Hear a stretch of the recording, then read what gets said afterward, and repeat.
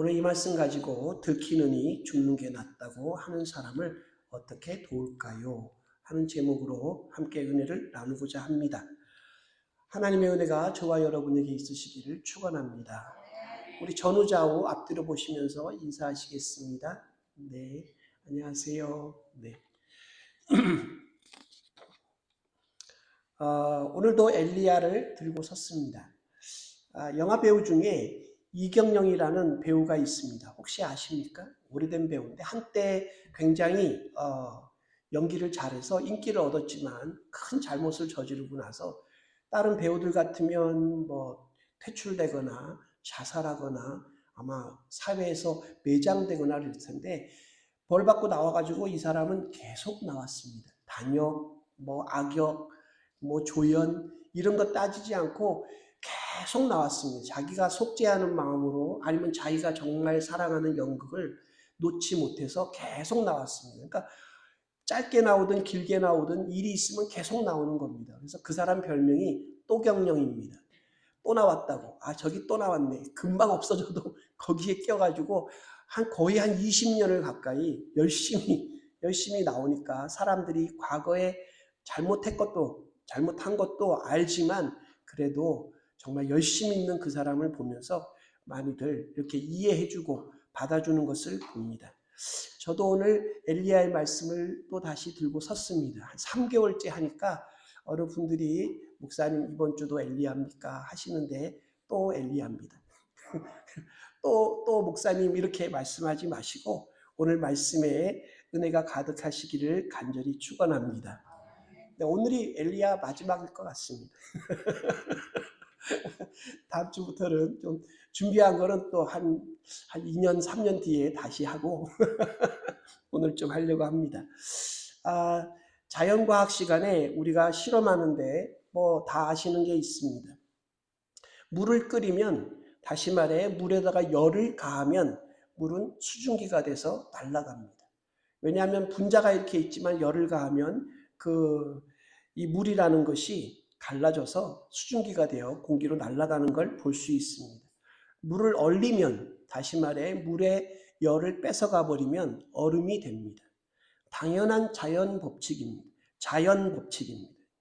이 말을 제가 왜 하냐면 이 단순한 자연 법칙을 우리에게도 똑같이 적용할 수 있기 때문에 그렇습니다. 우리가 성령으로 충만하여져서 뜨거워지면 하나님의 능력을 얻고 우리 영혼이 살아납니다. 우리 믿으시면 아멘. 그런데 반대로 믿음의 열기를 잃어버리고 믿음의 열기가 식어지면 마음이 굳어지고 영혼이 얼어붙습니다. 그렇게 돼서는 안 되리라 믿습니다. 우리는 늘 마음이 뜨거워야 하고 뜨거워야 되려고 노력해야 하는 것이 성도의 삶입니다.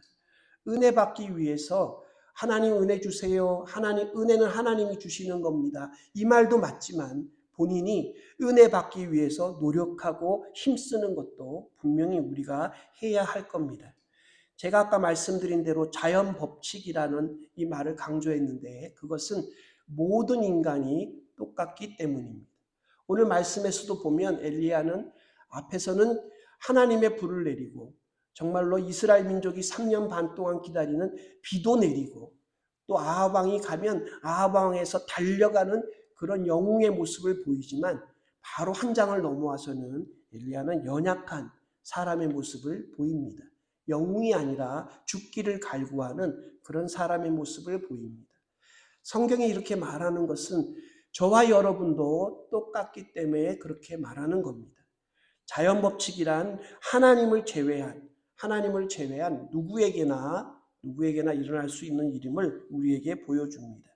이렇게 영혼들이 식어버리거나 열정을 잃어버리면 사탄이 공격하는데요. 오늘 말씀에 나와 있는 대로 깨어있으라 너희 대적 마귀가 우는 사자같이 삼킬 자를 찾고 다닌다 했습니다. 하나님의 자녀가 영적으로 뜨거울 때 사탄이 잘 접근하지 않습니다. 그러나 우리가 영혼의 열기를 잃어버리고 신앙이 습관으로 바뀌게 되면 사탄은 항상 우리 옆에 포기하는 법이 없이 잠시 물러갔다가 다시 와서 우리를 끈질기게 타락시킬 기회를 찾는 것이 사탄의 모습입니다. 예수님을 시험하고 물러갔던 사탄이 그냥 아주 가버린 게 아닙니다. 끊임없이 예수님 옆에 사람들을 동원하고 십자가에조차도 매달려서 너무나 힘드실 때 네가 하나님의 아들이면 내려와 봐라. 네가 메시아면 내려와 봐라 하고 시험하는 것이 바로 사탄의 전술입니다. 이 전략가고 노련한 영혼 사냥꾼인 사탄은 우리의 열정이 서서히 식어지고 정말로 엘리야처럼 이제 너무나 힘들어. 이제 죽기도 합당하다. 이렇게 말하는 때를 노리는 것을 우리가 알아야겠습니다.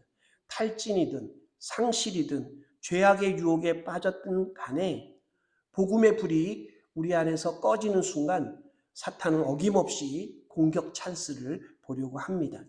따라서 아무리 위대한 신앙의 업적을 쌓았다 하더라도 그때는 아까 말한 대로 자연 법칙처럼 더 이상 힘을 발하지 못하고 믿음 생활이 식어버린 습관으로 변해버리는 하나님의 사랑도 사랑한다 말은 하지만 형식적으로 굳어버리는 지경을 우리가 누구나 한 사람도 예외 없이 그렇게 볼 수 있는 겁니다.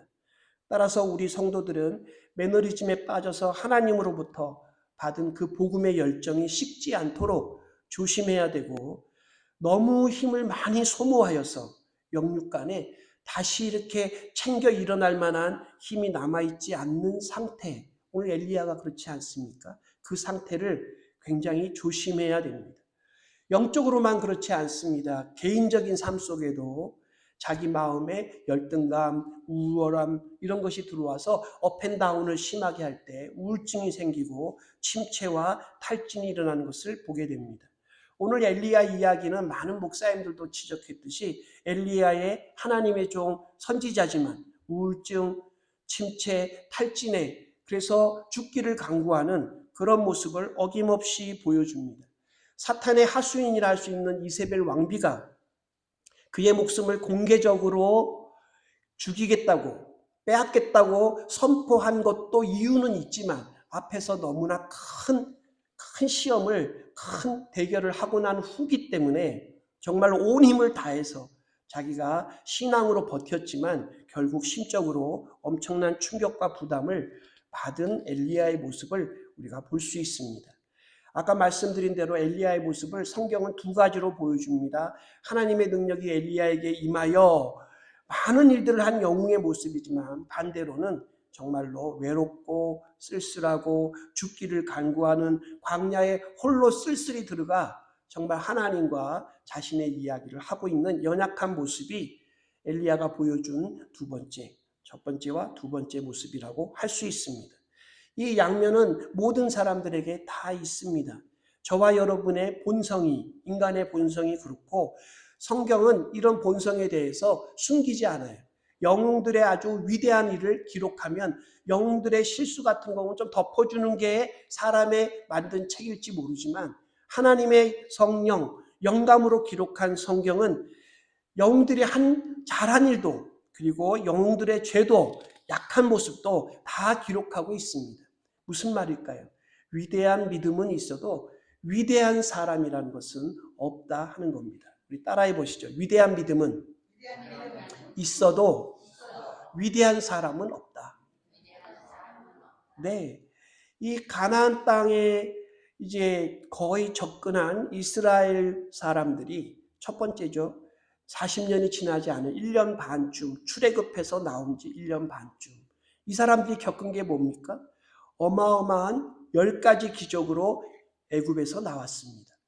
애국 군대가 쫓아오니까 하나님은 홍해를 가르셔서 그들을 건너가게 영적으로 세례를 베푸셨다 할 정도의 일을 보고 다시 바다를 덮으셔서 쫓아오는 애국 군대를 애국 나라를 완전히 망하게 하십니다.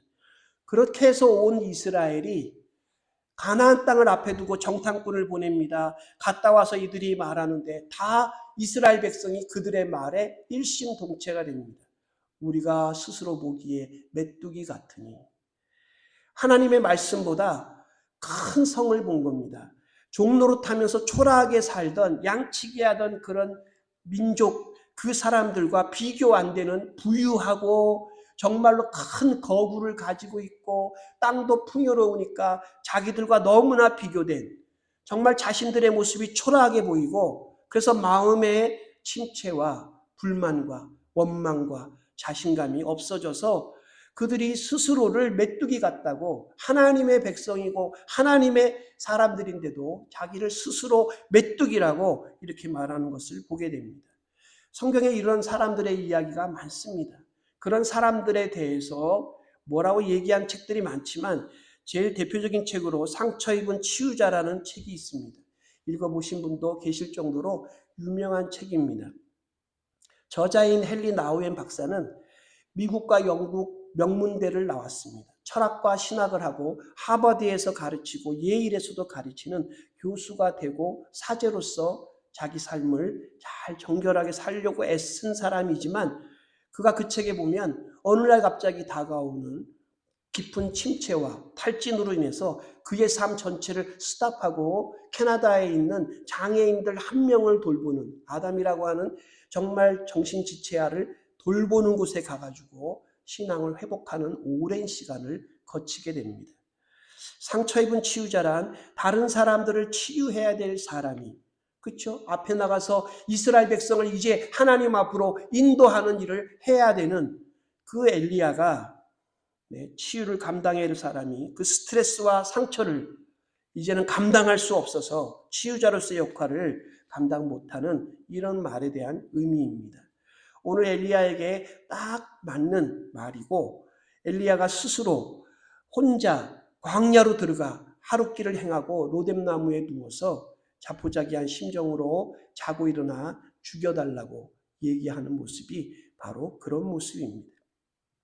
이거 어느 누구도 예외가 없고 저도 그런 과정을 거쳤고 여기 계신 분들도 한 번쯤 그런 침체를 경험했을 거라고 생각합니다. 그때 하나님께서는 그 엘리야를 천사를 보내서 어루만지고 뒤에 보시면 여호와의 사자 천사가 아니고 다른 표현을 했습니다. 구약 성경에 보면 예수님이에요. 예수님을 보내서 그를 어루만지고 이르되 일어나서 먹으라 했습니다. 야 일어나서 다시 가서 이스라엘 백성을 구원해야지 이렇게 하지 않고 예수님께서는 아니 하나님께서는 천사를 보내서 일어나서 먹으라고 머리맡에 숯불에 구운 떡과 물 한 병 이렇게 갖다 놓으십니다. 먹고 마시고 나서 또 힘드니까 자고 일어나니까 40일 동안 하나님은 그렇게 해가지고 그를 하나님의 산 호렙까지 마지막 절에 가게 했다. 8절 말씀에 이렇게 돼 있죠. 왜 오늘 설교 제목이 들키느니 죽는 게 낫다고 말하는 사람을 왜 도와야 할까부터 저는 시작했습니다. 결론부 8절에 나와 있는 대로 이 말씀을 저는 영적으로 받아들이기를 원합니다. 하나님의 산, 거룩한 산, 성산의 호렙에 무사히 도착했다. 힘들게 죽겠다 하면서도 하나님은 그를 먹이고 잠재우고 다시 어루만지시고 깨우셔가지고 하나님의 산에 무사히 도착하게 만들었다 하는 겁니다. 하나님이 그렇게 하시고 나중에 여러분이 뒷부분을 보시면 거기서 엘리야는 다시 하나님으로부터 해야 되는 선지자로서의 사명을 받고 회복되어서 능력의 선지자로 다시 재등장하는 모습이 나옵니다. 우리가 왜 도와야 합니까? 하나님의 일이 하나님의 사명을 받기까지 우리는 모두 같은 사람들이기 때문에 침체도 탈진도 어려움도 우울증도 정말 좌절도 낭망도 신앙도 다 내려놓고 정말 이 땅에서 죽기를 바라는 그런 심정에 있는 많은 사람들에게 아니면 누구나에게 우리가 하나님의 일들을 하나님이 우리에게 주신 사명을 통해서 감당함으로써 그를 하나님의 산에 하나님의 성산에 지금으로 말하면 교회겠죠. 교회에 무사히 나올 수 있도록 한 것이 저와 여러분의 책임입니다. 나오면 산에 도착하면 하나님께서 정말로 하나님의 음성을 통해 새롭게 사명을 회복시켜 주시고 다시 나아가서 승리할 수 있는 사람을 만들어 주실 것을 믿고 우리가 그렇게 해야 된다 하는 겁니다. 말씀을 보다가 요즘에 이렇게 나와 있는 어느 책하고 이렇게 딱 맞아가지고 제가 본 것이 있습니다. 그게 뭐냐면 요즘 시대 문화로 말하면 이 침체된 탈진한 엘리야에게 하나님이 차려주시는 떡과 물을 엘리야는 혼자 먹었습니다. 혼밥이죠. 여러분 혼밥이 뭔지 아십니까? 혼자 밥 먹는 걸 말합니다. 그리고 그 후에 하나님의 산 호렙에 도착하여서 하나님을 배워서 회복하였다. 이렇게 제가 봤어요. 팬데믹 이후에 개인주의화된 사람들 대표적인 현상이 뭔가 하면 혼밥입니다. 혼자 밥을 먹어요. 그래서 혼밥을 찾아봤더니 또 비슷한 말이 뭐가 나오냐 했더니 혼술이 있습니다. 혼자 술 마시는 거. 또 찾아봤더니 홍커가 있어요. 홍커. 뭔지 아시겠어요? 저도 밀어내서 다시 찾아봐. 홍커가 뭐냐 그랬더니 혼자 커피 마시죠. 홍커. 왜 사람들이 혼밥을 합니까? 자기가 살려고 밥 먹는 이 시간만큼은 앞에 앉아 있는 사람 눈치 안 보고 옆에 사람 눈치 안 보고 자기가 돈 내고 자기가 먹고 싶은 것 편하게 먹고 싶은 거죠.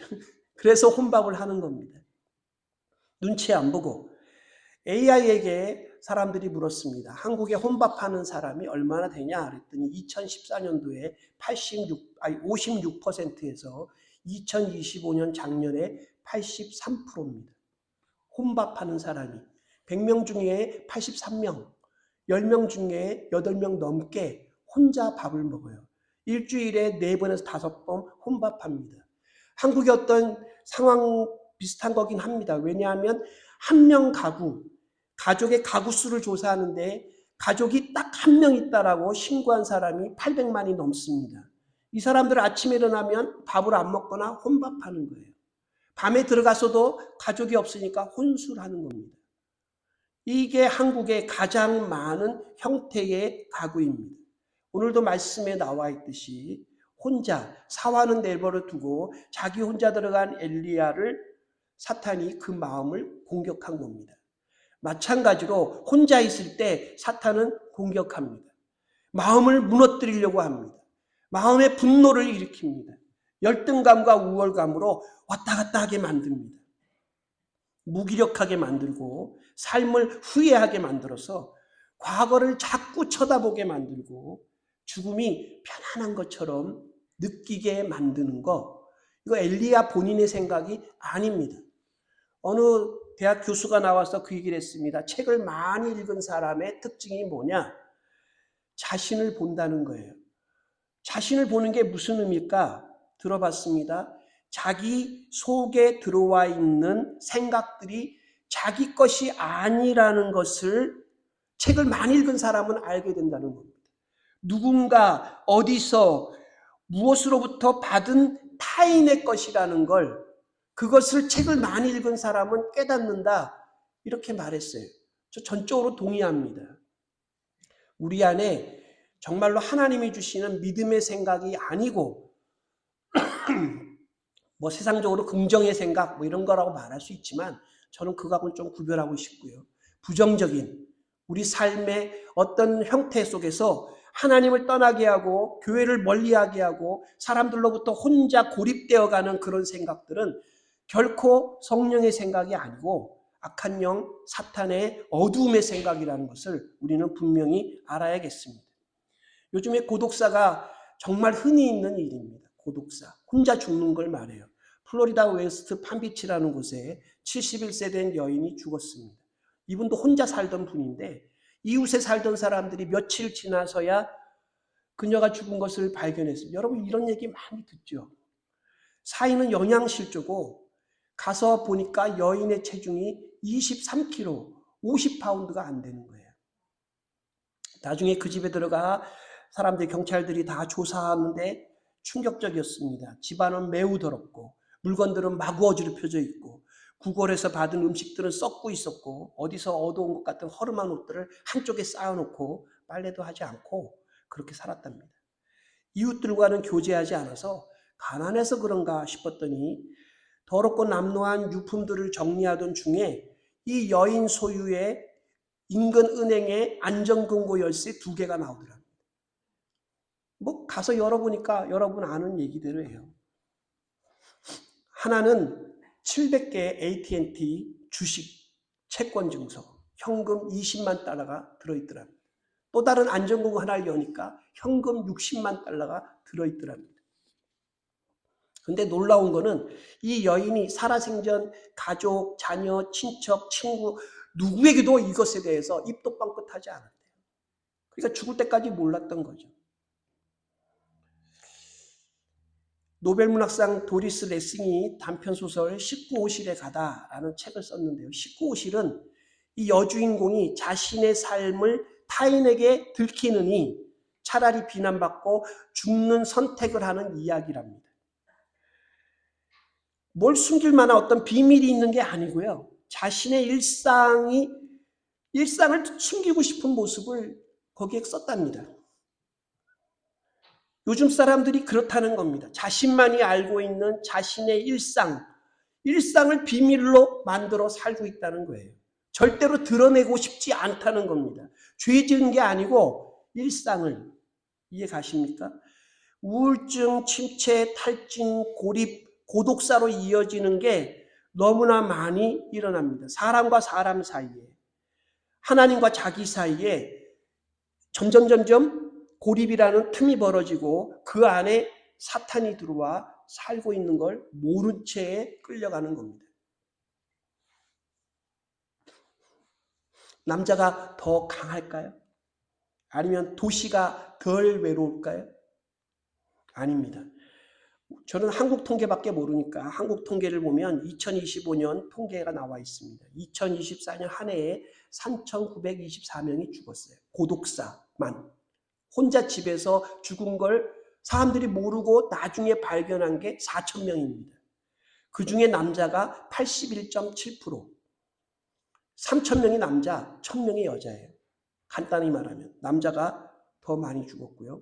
50대가 30%, 60대가 30%. 나이 들어 죽은 게 어르신들이 죽은 게 아니고 50대, 60대가 60%가 홀로 살다가 고독사한 겁니다. 그리고 나라에서 파악하기로는 고독사할 위험군의 사람들을 지자체가 지금 관리하고 있는데 그 숫자가 17만 명입니다. 한국에. 시골이 아니고 서울 대도시 수도권에만 17만 명이 모여 있답니다. 플로리다 여인만 아니고 MZ세대만 그런 게 아니고 현재를 살아가는 모든 사람들에게 아니면 저와 여러분도 이런 가능성에 아니면 위험에 사탄의 시험에 노출되어 있다라고 우리가 봐야 되는 증거입니다. 플로리다 여인분에게 수많은 현금이나 채권, 주식 정작 그것이 필요한 게 아니고 이 여인을 위한 정말로 어루만짐과 따뜻한 밥 한 끼가 있었다면 그렇게 죽지 않았을 거라는 걸 우리가 알게 됩니다. 오늘 성경 말씀을 통해 보면 회복 방법, 우리가 도와줘야 되는 방법, 어떻게 그 사람들에게 해야 되는가? 야, 일어나서 밥이나 먹고 이렇게 하는 게 아니고요. 첫째로는 사랑으로 어루만지는 마음이 필요하고 준비된 구운 떡과 물 한 병, 정말 별거 없죠. 저는 그냥 밥 한 끼라고 생각합니다. 네? 이걸 먹이고 편히 잠자올 수 있도록 옆에서 봐주고 하나님 앞에 나오게 하고 하나님의 음성을 들을 수 있는 환경을 만들어주면 그 다음은 바톤 터치해서 하나님이 하실 거라고 믿고 우리가 일을 해야 된다 하는 겁니다. 우리 할 일이 여기에 보입니다. 우리가 할 수 있는 모습이 보입니다. 과거 신앙생활이란 교회 생활을 의미했습니다. 교회 가자고 하면 예수 믿는 거였고 예수 믿는다는 것은 교회에 속하고 예배에 참석하고 교회 프로그램에 참석하고 교회에 봉사하는 거였습니다. 무슨 훈련 해가면서 쫙 했습니다. 근데 이제는 그런 사람이 저희 한국교회에 없어요. 이민교회에 사람이 없습니다. 새로운 사람을 불러와야 되고 어떻게 보면은 무언가 교회가 다른 방향을 제시해야지 사람들이 와서 남지, 그렇지 않으면 와서 한번 예배 드리고 다른 교회랑 똑같다 하고 남지 않는 시대가 이제 도래한 겁니다. 그 사람들에게 어떤 사람이 물었습니다. 이 전문가 조사한 거죠. 어떤 교회를 원하느냐. 그랬더니 많이 나왔던 키워드가 안전한 교회입니다. 뭐가 안전한 건가? 생명의 위협으로부터 안전한 동네에 있는 교회가 아닙니다.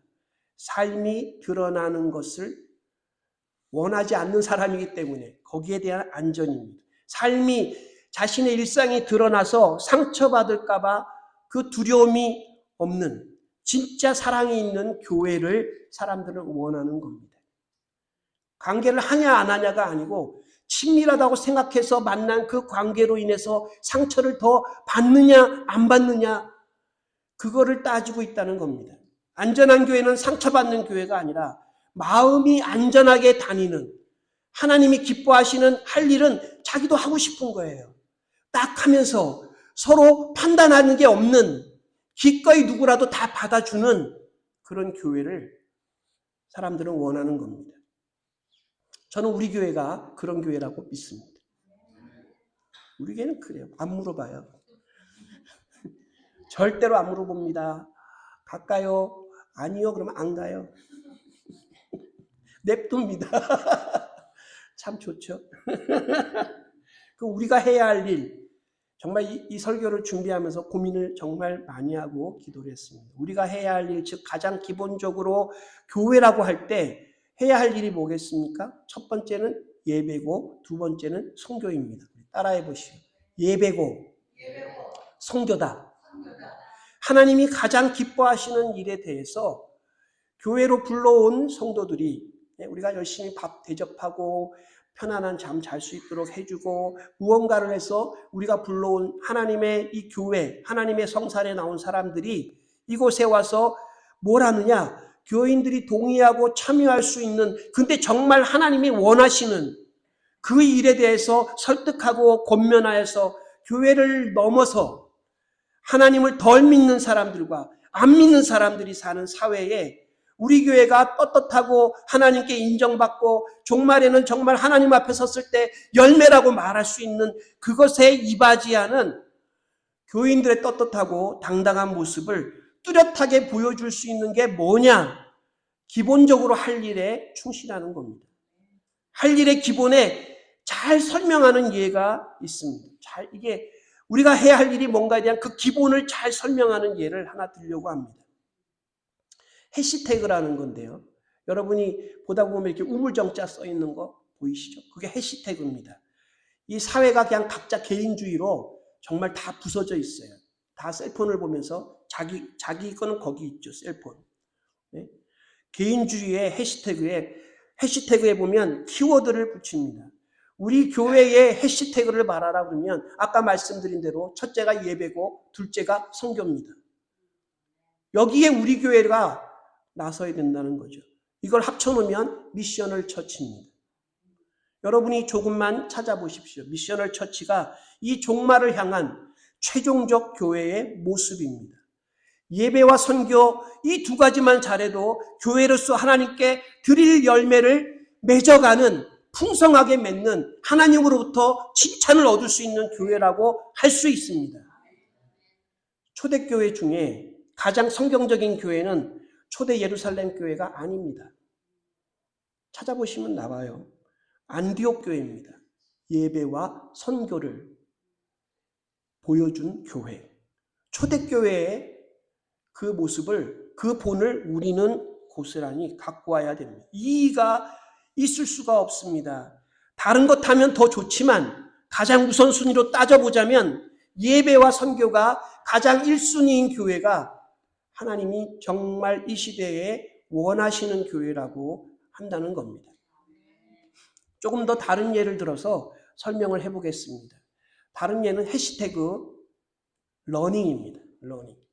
한국 사람들이 가장 인기 있는 게 러닝 크루입니다. 여러분 아셨습니까? 러닝 크루가 뭐냐? 러닝은 달리기고 크루는 원래는 승무원, 선원 이런 얘기입니다. 근데 무리를 뜻해요. 무리. 어디 한 군데 같은 목적으로 모여있는 무리. 그래서 지금은 무슨 뜻으로 쓰이냐면 어떤 특정한 일을 함께하는 집단을 가리켜서 러닝 크루라고 합니다. 이게 러닝을 하는 거니까 자기가 보고 러닝 크루 앱이 있어요. 찍으면 자기가 있는 곳에서 언제 몇 시에 어디서 달리기 한다가 딱 나옵니다. 거기 가가지고 달리기 하면 되는 거예요. 이게 러닝 크루인데 한국에 얼마나 인기냐? 20명, 50명, 수백 명이 모여가지고 심지어는 스포츠 브랜드 회사가 옷을 주고 있습니다. 이 러닝크루 참여하는 인구가 1000만 명이 넘습니다. 그리고 하도 러닝크루가 유행하다 보니까 이 러닝 회사 다니다가 러닝크루 위에 우리가 러닝 말하는 거죠. 티셔츠를 상하로 신발까지 2시간 기준으로 빌려주는데 3,000원이에요. 가서 옷 갈아입고 뛰고 나서 가가지고 샤워하고 자기 다시 입고 회사 가는 겁니다. 이 정도로 발달되어 있는데 짐도 공짜로 보관해 주고요. 하도 많이 뛰니까 서초구, 송파구 이런 데서는 5명 이상의 단체 달리기를 불법으로 뛰지 마라 규칙이 생길 정도입니다. 이 러닝크루가 재밌는 게 뭐냐면 사람들이 달릴 때 서로 막 잘 달리십니다. 야 멋지십니다. 막 의지하고 격려하고 달리다가 마지막에 도착하면 삥 둘러서가지고 체조하고 박수치고 샥 헤어진다는 겁니다. 뒤풀이도 없어요. 대화도 없습니다. 전화번호 나누지도 않고 식사도 안 합니다. 같이 뛰긴 뛰는데 이름도 서로 몰라요. 다음에 만날 기약도 없습니다. 뭐 런닝할 때 뛰는 옷이랑 신발이니까 무슨 명품이고 자시고도 없어요. 경제적인 상황도 모릅니다. 그냥 그때 달리고 싶은 사람들이 모여서 달린 겁니다. 뛰고자 하는 목적을 달성하고 나면 뒤도 안 돌아보고 헤어지는 겁니다. 사람들이 감정적으로는 아니면 뭐 다른 걸로는 이렇게 얽매이지 않겠다 하는 그런 현대 사람들의 생각을 적나라하게 드러낸 한국이 참 이런 거는 앞서요. 그런 거 딱 보게 됩니다. 근데 여러분 러닝크루가 교회와 상당히 비슷합니다. 사도 바울이 말했습니다. 나의 달려갈 길을 마치고 신앙인의 삶을 달려가는 걸로 러닝하는 걸로 말했습니다. 크루는 선언을 말한다 그랬죠. 성경에 보면 사도행전 뒤편에 가면 나 사도 바울이 아니고 나 누가는 아니고 우리는 오늘 우리는 계속 위 센텐스라고 하는 영어로 위 센텐스라고 하는 위가 나옵니다. 그 위는 뭐 어디서 나온 거냐? 당시에 선원들이 항해 일지 쓸 때 배를 타고 가면서 위 어쩌고저쩌고 자기 항해 일지를 써요. 배 타고 어디 갔다 쓸 때 위 센텐스를 성경이 그대로 갖고 온 겁니다. 그래서 우리는 썼어요. 사도 바울과 누가와 뭐 신라와 이런 사람들인데 우리는이라고 쓴 겁니다. 교회를 지칭하는 겁니다. 달려갈 길을 모여서 한 배를 타고 가는 사람들, 러닝크루입니다. 우리는 단지 헤어지는 게 없어요. 교회는 성경적으로 러닝크루인데 헤어지지 아니하고 영원히 함께 사는 러닝크루입니다. 따라해 보시죠. 와우. 따라해 보시죠. 와우. 옆에 사람을 한번 보세요. 와우. 자, 보시면서 말하면 좋겠어. 내가 이 사람들과 영원히 함께라고. 마음에 드십니까? 마음에 안 들어도 어쩔 수 없어요. 우리는 영원히 함께할 러닝크루입니다. 우리 한인 커뮤니티 교회가 예배와 선교를 중심으로 하는 미셔널 처치라면 우리 당연히 해시태그는 예배와 선교입니다. 우리는 예배 크루, 선교 크루입니다. 주님이 부르시는 그날까지. 이를 제외한 다른 것은 조금 부족해도 됩니다. 모자라도 됩니다. 많이 안 배워도 됩니다. 뭔가 큰 일을 하지 않아도 됩니다. 작은 돈이라도 좋습니다. 우리가 한 마음을 모아서 그 일을 위해서 우리가 하나님 앞에 나와 예배하고 서로 의지하고 격려하고 그래서 사도 바울이 말한 나의 달려갈 길을 마칠 때까지 함께 달리는 교회가 교인이 되면 되는 겁니다. 이 일의 직분은 중요하지 않습니다. 사람이 얼마가 모이느냐보다 모여서 무엇을 하느냐가 더 중요합니다. 우리 교회가 교재가 좀 없어도 괜찮아요. 서로 이름을 몰라도 괜찮습니다. 교회에 무엇을 입고 가야 할지 신경 쓰지 않아도 괜찮습니다. 상처 주거나 마음에 부담 주거나 그렇게 하면 안 됩니다. 나에게 돈이 많고 적음도 상관이 없습니다. 모두 다 하나님 앞에 나와 예배자가 되고 모두 다 선교사가 되고 우리 교회가 직접적으로 선교하는 일에 우리가 마음을 모아서 그들을 기도하고 그 영혼들을 구원하고 하는 일에 지원하면 함께 동참하는 러닝 크루가 되는 겁니다. 그래서 우리가 주일날 모여 하나님을 온 마음을 다해 예배하면 1차 목표는 100% 달성한 겁니다. 예배에 참석해야 됩니다.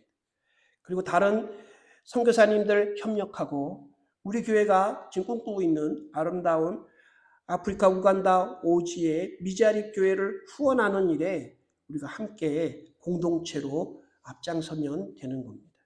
저는 목사로서 정말로 걱정하는 게 그겁니다. 우리 모두가 정말 하나님 앞에 서는 그날, 하나님 앞에 서서 그날 하나님께 내놓을 열매가 없어서 다 이 땅의 일만 하다가 열매가 없어서 부끄럽지 않았으면 하는 열망을, 소원을, 기도 제목을 갖고 있습니다. 그래서 제가 어떻게 보면 우리 교회 사항을 너무나 잘 아는데 기도하고 이번에 아프리카 우간다라고 하는 다른 선교사님들이 아직 손을 내밀지 못한 정말 멀리 가야 되고 멀리 갈 수 있는 분들이 거의 없음에도 불구하고 주실 거라고 믿고 함께할 것을 믿고 그쪽에 지원을 부탁드립니다. 이 시대의 삶의 모습이 들키느니 죽는 게 낫다고 말하는 사람들을 도와주는,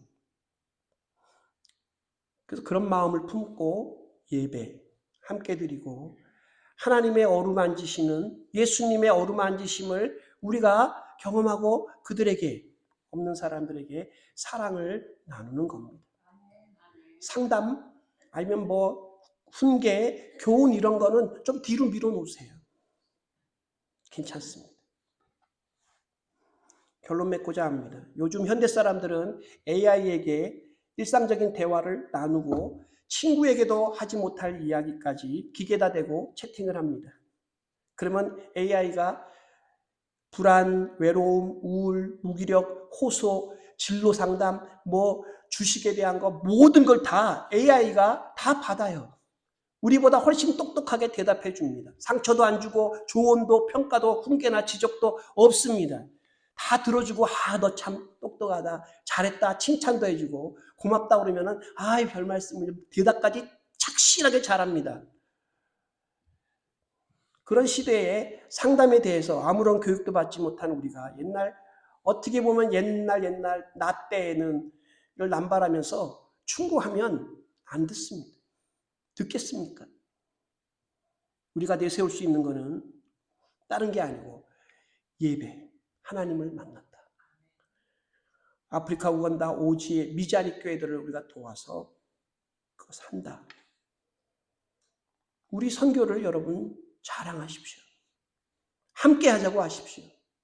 동참하라고 당당하게 말해도 저는 너무나 멋진 일이라고, 그 영혼에게 하나님 앞에 섰을 때 열매를 주는 거라고 확신합니다. 요즘 교인들은 설교도 찬양도 스크린 보고 다 합니다. 여러분 그러면 안 된다고, 그건 예배가 아니라고 말해야 됩니다. 더 이상 수수방관하다가 큰일 납니다. 아니 벌써 큰일이 난 것 같아요. 어떻게 생각하십니까? 힘든 이민생활, 힘든 노년생활, 침체와 탈진, 미래가 불안한 분들이 정말로 점점 늘어나고 하나님과 우리 사이에 틈이 생길 때 사탄은 우는 사야처럼 그 자리를 차지하고 사람들에게 끊임없는 죽으라고, 죽는 게 제일 편하라고 이렇게 말하는 사상들을 심어주는 이때에 우리가 AI만큼도 상담 못하는데 그거는 버려두고 사랑과 교제로 어루만지고 끈질기게 40일 정도, 그러니까 결단이 좀 필요하죠. 저 영혼을 구원하겠다 하는 결단. 그래서 하나님의 혼밥을 열심히 먹여서 하나님의 성상까지 우리가 데려오면 하나님이 역사하실 거라 믿습니다.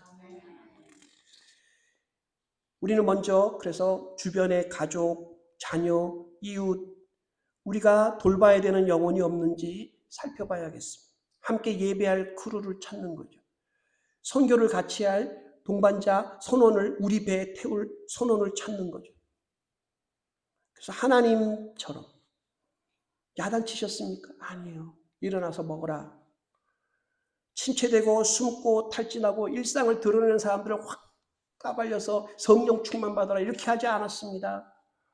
구운 떡과 물 한 병 40일 동안 계속 전해주고 저기까지 가자 하시고 그 다음에 하나님께 맡기는. 요한복음 6장 53절 55절에 예수님이 이렇게 말했습니다. 예수께서 이르시되 내가 진실로 진실로 너희에게 이르노니 인자의 살을 먹지 아니하고 인자의 피를 마시지 아니하면 너희 속에 생명이 없느니라. 내 살을 먹고 내 피를 마시는 자는 영생을 가졌고 마지막 날에 내가 그를 다시 살리리니 내 살은 참된 양식이요 내 피는 참된 음료로다. 예배 때 성찬식을 말하는 건가요? 아닙니다. 오병 이후 아이가 갖고 온 떡 5개, 보리떡 5개, 물고기 2마리를 나눠주시고 난 기적을 베푸신 후에 하신 말씀입니다.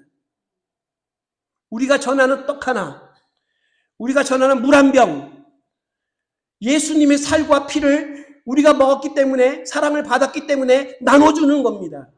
그러면 생명이 우리로부터 그들에게로,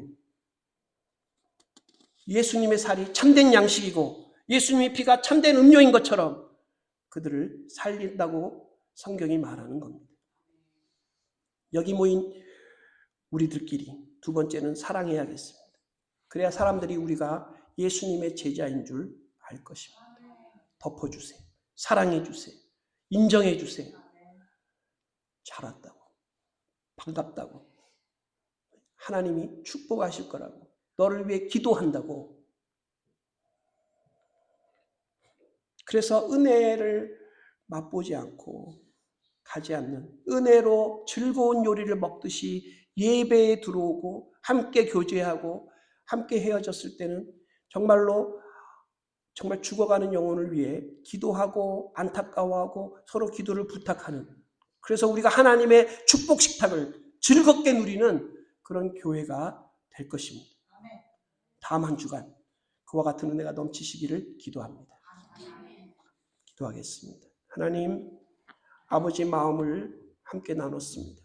한 영혼을 위해 천하보다 귀하다고 말씀하시며 그 영혼을 위해 예수님이 십자가에 돌아가셨고 피 흘리셨고 그 모진 고난을 당하신 것을 우리가 압니다. 우리의 머리를 숙이고 우리 자아를 포기하고 우리의 십자가 우리가 지고 가기를 다시 한번 주님 앞에 결심하오니 저희 교회로 하나님을 예배하는, 그래서 은혜를 나누는, 그래서 선교회도 하나님이 기뻐하시는 죽은 영혼, 죽어가는 영혼 하나 더 살리는 것에 힘을 다할 수 있는 저희 모두가 되게 하여 주시옵소서. 저희가 이 땅에서 인연을 맺었습니다. 하나님의 백성들이 오니 영원히 우리가 천국에서 함께 거하게 될 텐데 서로를 축복하고 서로에 대하여 인정하고 서로에 대해서 아름답게 그 사이에 사탄이 틈타지 못하도록 어둠의 세력들을 몰아내 주시고 하나님의 은혜로 사랑으로 하나님 거듭나는 우리 한인 커뮤니티 교회, 이곳에 참여한 주의 사랑하는 백성들 꼭 되게 하여 주시옵소서. 예수님의 이름으로 간절히 기도했사옵나이다. 아멘.